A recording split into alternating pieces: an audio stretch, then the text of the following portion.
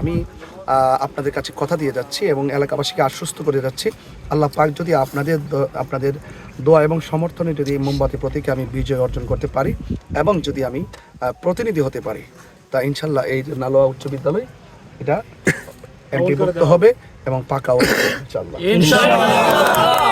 আসসালামু আলাইকুম ওয়া রাহমাতুল্লাহি ওয়া বারাকাতুহু। সুপ্রিয় দেশবাসী, আপনারা জানেন যে আসন্ন ত্রয়োদশ জাতীয় সংসদ নির্বাচনে হবিগঞ্জ আর চুনারগড় মাতবর আসন থেকে মোমবাতি প্রতীকে নির্বাচন করছি। আজকে এই নির্বাচনের প্রচারণার অংশ হিসেবে আমি একাধিকবার এসেছি নালোয়া চা বাগানে। আর ঘুরতে এখানে একটি বাজার থেকে ব্যবসায়ী যারা আছেন তাদের কাছ থেকে দোয়া নিয়েছি। পাশাপাশি এখানে এসে দেখলাম নালোয়া উচ্চ বিদ্যালয় যে হাই স্কুলটি আছে একদম জরাজীর্ণ অবস্থা, টিনের, হ্যাঁ, এবং এদিকে একটা টিনের ঘর। এটা আসলে নালোয়া উচ্চ বিদ্যালয়ের ছাত্রছাত্রী, শিক্ষক কিংবা এলাকাবাসী সকলের একটা প্রাণের দাবি যে এই স্কুলটি যেন এমপিভুক্ত করা হয় এবং সেটা যেন পাকা হয়।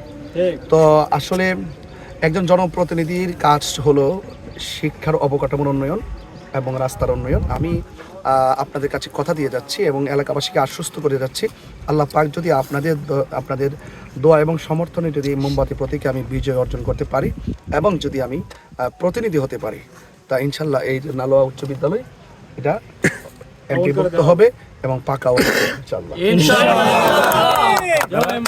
আপনারা আমার জন্য সবাই দোয়া করবেন এবং পাশাপাশি এই এলাকার যে রাস্তাগুলো আছে সেই রাস্তাগুলো সম্পর্কেও আমি আজকে দেখেছি অনেক কাঁচা রাস্তা। এভাবে মানুষের জীবনযাত্রার মান কিন্তু অত্যন্ত ব্যাহত হচ্ছে এবং নষ্ট হচ্ছে এবং তাদের কষ্ট হচ্ছে। সেই জন্য এই বিষয়াদিগুলো ইনশাল্লাহ আমি দেখব।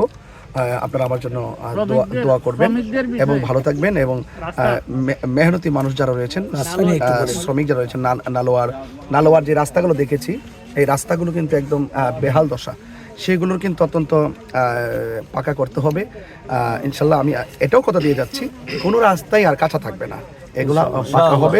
আপনারা আমার জন্য দোয়া করবেন এবং ভালো থাকবেন। আসসালামু আলাইকুম।